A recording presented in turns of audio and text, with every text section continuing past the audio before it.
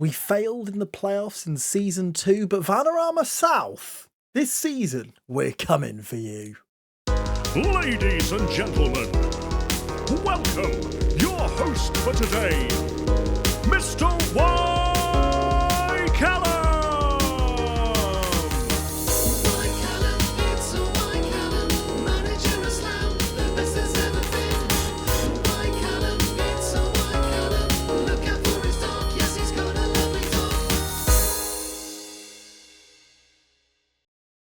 So hello and welcome back to Season 3 of Bill Slough. Yes, we're still in the Vanarama South, and my word were we close to getting out of it last season. A playoff final loss to Southend.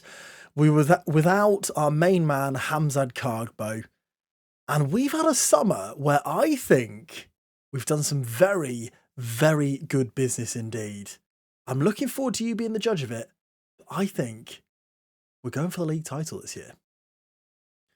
So there is the league, the Vanarama South. Obviously, no games played. We will be playing game number 1 today, which is Worthing at home. We bring them to Arbour Park, which is very, very exciting indeed. But there's so much to tell you. What do you want to know first? Who have we signed? Who have we let go? Has Tyrese Dice stayed? Should we start with that one? Dice, dice, baby. Bum, bum, bum, bum, bada, bum, bum. Dice, Dice, baby. 2 more years of Tyrese Dice. Come on. I tell you what, you have to persist with players. In non-league, all season long, he wanted to leave. 10 games before the end of the year, he wanted £1,500 a week to stay. We even had an offer from Bromley for £9,000 for him, which we turned down. But a month before his contract ran out, we offered him £525 a week for 2 more years. It's quite a lot. But my word, I'm excited that we've kept him. 24 assists for the left back last season. He was integral. In my eyes, our player of the year. Hamzad Kargbo won everything with regards to club trophies. Player of the season, young player of the season, signing of the season, all of that jazz. But for me, Tyrese was the main man. And the Slough regular was massive for us. But who has joined him? And who has left the squad? Should we start with the departures? First of all, one we knew about before the season ended, Shepherd Murrumbedzi. It was a 1-season wonder for us and is officially one of the players who has left from our Bill Slough exemptions. So we do have a spare slot. Have we used it? I don't know. But Shepherd Murrumbedzi is out. He goes back to his home country of Zimbabwe. He was okay for us, 26 games, 1 goal. Didn't really start that often. Don't mind that he's gone. I'm over here now. Then we go to the departed players through release. And I think there's probably one name on here which you're really surprised about. And that man is Johnny Goddard. The 32-year-old Englishman has ended his time with Slough. After 122 appearances, he didn't really hold down a starting position last season, but I really, really wanted to keep him. He's on £300 a week and he would not budge on £675 a week for his next contract. We couldn't convince him otherwise. He was kicking up a bit of a fuss about it, wanting this new contract, so I had to release him in the end, which was a real shame, and it could come back to bite us, but Johnny Goddard is amongst the list of release players alongside Bradley Stevenson, Joe Dandy, David Ogbonna, Dan Bayliss and Harvey Harry all leave the squad there. A notable mention for Dan Bayliss there, who was a really, really good player for us in the first season. So that brings us to the ins, and the first in we have got is Jude Collins. He's back on loan. He was on loan last season. Nah. Hey, Jude Collins. He is back after a good loan spell. He was never really a starter for us. 18 games, 3 goals all in 1 match, but a 7.04 rating. I want him to be our right wing back. He is a right-footed left back, but we are training him up to be that right wing back because obviously we have got Tyrese Dice to be that left wing back. He's got decent crossing, decent dribbling. In the business, we call that cribbling. Without being exceptional anywhere, he's good. He's good, and I like him. But if he doesn't quite do it at right back, or if Dyche is having an off time at left back, we have got Tafari Moore. We've brought him in for only £50 a week, which is really, really good. He played last season in the Vanarama National for Oxford City. So really chuffed to get him in. 31 games for Oxford City as well. He played to an okay standard, but we've got him back in. So he can play right wing back and left wing back, a really useful option. I'm back over here now. This now brings us to some of our really exciting signings. And I talked about the fact we had lost our one exempt player. Jude Collins was one who still needs to work towards his Bilsar passport, but he's in year 2 of it now. So he only needs 1 season after this to qualify for one. Shepherd Murabedzi left, a central midfielder who was more defensive-minded. We brought in Todd Alcock.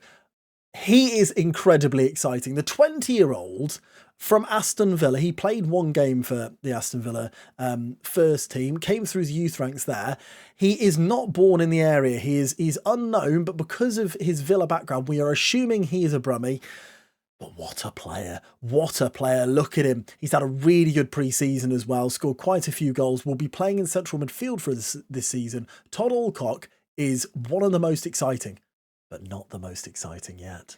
Hey, you know Jacob Murphy, that lad who plays in the Premier League? We haven't got him, but we've got his twin brother. It's Josh Murphy, everyone. Josh Murphy is coming in, the left winger, who we're going to be playing up front alongside Cargbo. He is the Chuck's replacement this season. £500 a week is an awful lot. However, once again, really well-rounded. A good dribbler, a good crosser. Cribbler.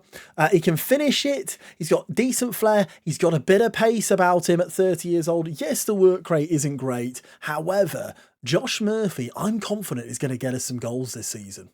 And finally, this is the one I'm the most excited about. 3 years we have signed up Charlie Robinson. Charlie Robinson, we've signed him from Fulham. He didn't play a game for them, but just have a look at him. Heading, 12. Positioning, 15, tackling 12, marking 10, acceleration and pace both 11, jumping reach 15. He's 6'3". Charlie Robinson is the kind of centre-back you want in non-league. I'm so very excited about him. And at 20 years old, he could even get better. So I think overall, we've had a really fantastic transfer window. We've got a bit of wiggle room for more if we need it, but they are the signings that we've made so far. So now we turn to the league. Now in the Vanarama National League South, we obviously finished second last season, only 1 away from top. The season preview has us in 10th position at 13-1. I mean, if I was a gambling man, I'd be putting a couple of pounds on it. I do genuinely think the team is better than what it was last season. Oh, I forgot to mention, quite a notable return to the club. We only brought back Scotty Davis. If you don't know about Slough Town, Scott Davis is their actual manager in real life, but he's a player manager. He's the highest ranked player manager in the football system, and a fantastic bloke as well. Calls me Big Cal, so you've got to like him. And Scotty Davis has to leave the game. When you join Slough, because he's the manager always gets removed from the club. We've tried our best to get him back, but he went to Hemel Hempstead, then he went to Dunstable. And then we got him back at 37 years old. He doesn't quite have the pace. His legs have gone, but technically he's not a bad player at all. And let's face it, it's just Scotty Davis. I was desperate to get him back, and we did. So I told you that Hamzat Cargbo was suspended for the playoffs. He wasn't only suspended for the semi-final and the final, he's also suspended for the first game of the season. So we will be without Cargbo for this game against Worthing. Also Dice. Let's not talk about the final. So let me do some adjustments and then we'll get going. So this will be the team for the start of the season. Alex Kovacevic in goal has actually said he would like to leave. I've promised him that if someone pays £100,000 that he will leave. £100,000. So Alex Kovacevic is going to be with us for the long haul. At the back, we've got Charlie Robinson against Temi. Temi continues at centre half. Tafari Moore is going to play in this game at right wing back, and we're going to put Jude over to the left. Obviously, usually Jude would be at the right, and Tyrese would be on the left. A big miss for today's game, actually. Sebi Nygaard continues in as our DLP, with Todd Alcock in the attacking central midfield role, and James Prellon, who was in that role, moving over to centre mid on support. He's not really got the work rate to be the ball winner. Sondere is on the bench if we need to use him as well, so he is still around. We kept him. McCammon will be in behind the front two of Josh Murphy, who's just come in, so not quite match fit, but we're going to play him anyway, and Mikkel Platt. We did decide to keep Mikkel Platt at the club. We've given all of the returning players, quite a lot of money. All of them, I don't know whether anyone else is finding this in non-league, but all of them wanted a really, really bumper pay rise to stay. I'm talking like double what they were on. So it's been quite difficult. Pablo remains at the club, so he'll start on the bench with Josh Jackman, Sundiri. And then we've got 2 youth players. David Eady, a 16-year-old who's come through the youth system. Technically looks really good and mentally looks excellent, actually, but his physicals let him down a little bit. And then we've got a man who basically, if you put them together, they'd be a fantastic player. Another one through the youth system is Onni Koivunen. He can play in right midfield, attacking midfield and striker. Good physicals, a bit of acceleration, balance and agility. He's a very good dribbler of the ball. He's got good determination, and he has actually already been called up to the Finnish under-21 side. Not dissimilar to Semi Nygaard really in that sense, but hopefully we'll see quite a lot of both of those as the season goes on. Shall we go and beat Worthing? Yeah.